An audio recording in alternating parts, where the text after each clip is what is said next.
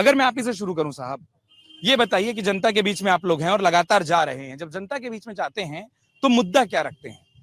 सबसे पहले मेरा नाम हुआ सुनील पाठक और राष्ट्रीय लोक मोर्चा के प्रदेश सचिव हैं और अमर उजाला के तरफ से आप आए हुए हैं बाबू वीर कुंवर सिंह की धरती और माँ आरण्य देवी की धरती से। आपके भोजपुर जिला के तरफ से तमाम भोजपुर वासियों को, आपके श्रोतागण को और आपको हार्दिक अभिनंदन और वंदन करते हैं। सबसे पहले हम बता देना चाहते हैं कि हमारे जो यहाँ के वर्तमान सांसद हैं और लगातार 10 वर्षों से मंत्री भी हैं, ऊर्जा के क्षेत्र में पूरे देश में ये मंत्री हैं। मंत्री केवल भोजपुर के लिए नहीं है और हमारे देश के 75-76 साल आजादी के बाद से लगभग 60 वर्षों से कांग्रेस का सत्ता रहा है हमारे देश में।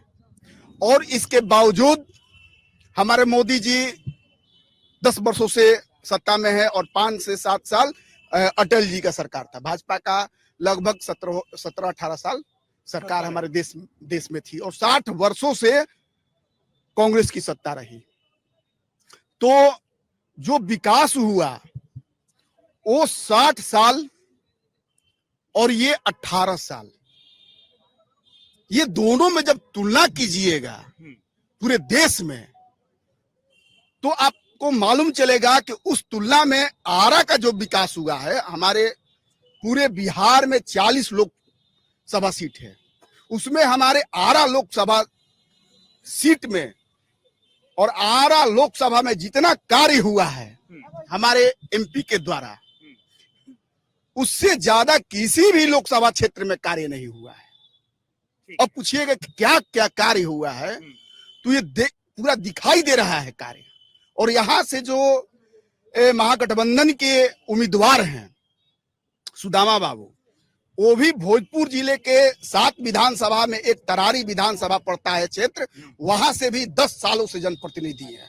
तो मैं सीधे तौर पर कह देना चाहता हूं कि आप अपना रिपोर्ट कार्ड ले आइए और आर.के. सिंह जी का रिपोर्ट कार्ड लेकर आइए, इसलिए कि आप भोजपुर जिले के तरारी विधानसभा क्षेत्र जो है इसी लोकसभा क्षेत्र में अंतर्गत पड़ता है।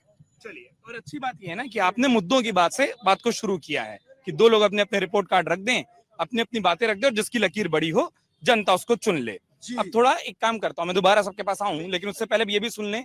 ये आपने सुना, अगर फहरिस्तों की बात हो, अगर मुद्दों की बात हो, तो मुद्दों में कहां खड़े पाते हैं?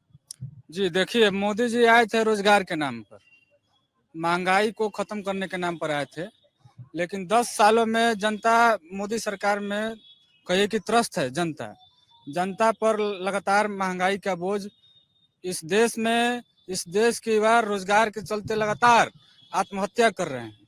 इस देश के छात्र हर 1 घंटे में आत्महत्या करते हैं। तो जब भाजपा की सरकार आई, मोदी जी प्रधानमंत्री बने, तो महंगाई कम होनी चाहिए थी। महंगाई कम होने के बजाय सीधे महंगाई दोगुना हो गया। 400 रुपए में जो सिलेंडर मिल रहा था वो 800 रुपए में, 1000 रुपए में मिलने लगा। तो महंगाई कहाँ कम हुई?